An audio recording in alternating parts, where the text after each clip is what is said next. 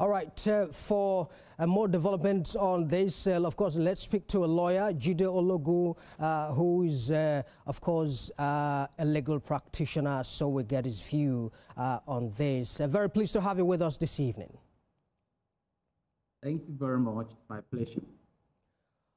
All right, of course, just as you and I know, the president has responded to United States allegations or claims, as it were, that, of course, what Donald Trump has said, of course, is not a reflection of Nigeria's reality. What's your position on that? Thank you very much. Generally, the response from Nigeria is that both Christians and Muslims are being killed, but the fact on ground is that the insecurity in Nigeria has taken a worrisome dimension. And if Donald Trump has spoken from the US, we should focus on his statement. You know, his concern is the fact that the Islamist terrorists can be wiped out by the United States of America. Going back history lane, I think it was the early hours of October 31, year 2020, that the USA Navy SEALs from the Naval Special Warfare Development Group, you know, the Silver Squadron, conducted an operation in northern Nigeria, resulting in the rescue of an American hostage and the killing of 6 out of the 7 captors.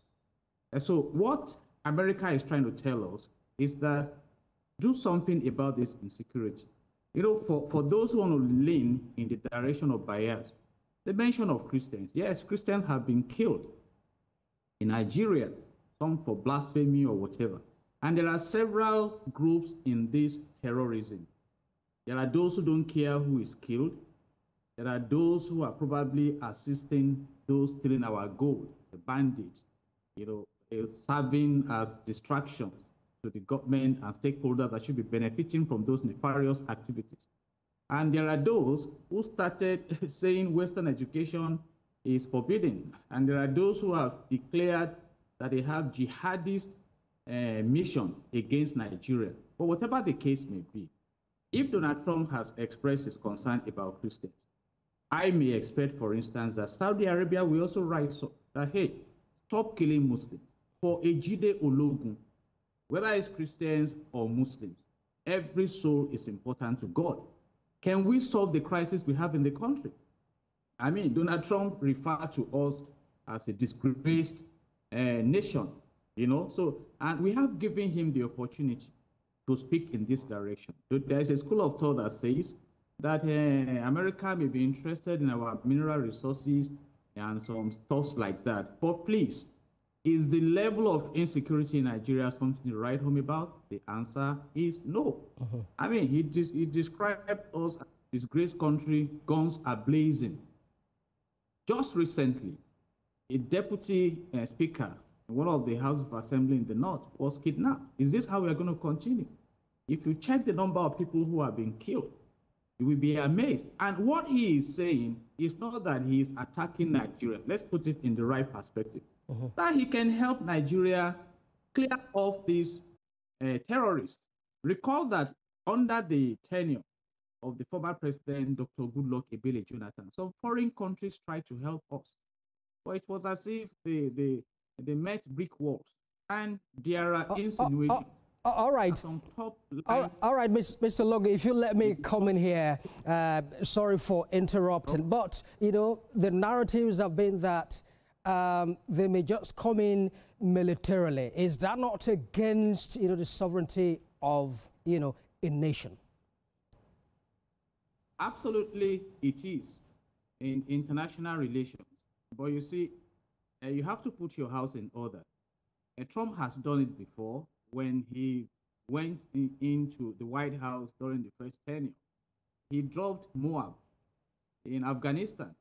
I mean, we can all recall his roles in Syria, you know, and he's someone who has stated that he stands for killings. His intervention between Israel and Palestine in the Gaza Strip was stop these killings. He's been trying to mediate between Russia and Ukraine. So if his statement, we awaken Nigeria, why not? I want President Bola Ahmed Tinubu, my well-respected president and commander-in-chief of the armed forces, to prevail and to succeed in office. All right. And for a school of thought, because in public relations, you talk about gauging public opinion.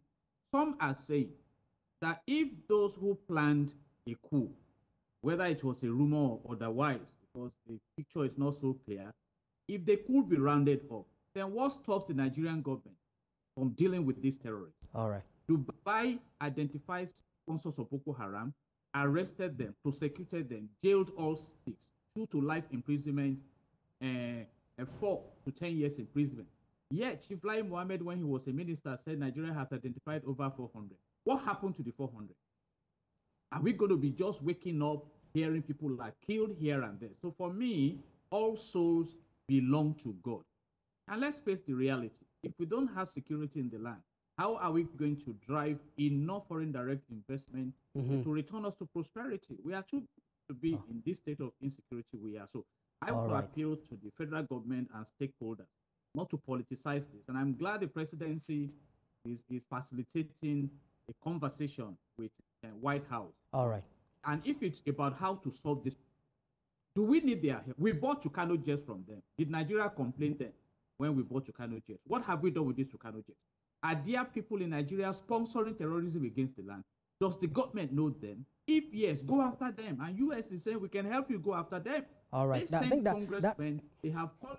You are absolutely correct, and I think those are issues that the government of the day must begin to also look at, of course, and see how they can move forward from there. Jide Ologun, a lawyer, we must thank you very kindly for sharing your thoughts with us. Thank you. God bless Nigeria. Right.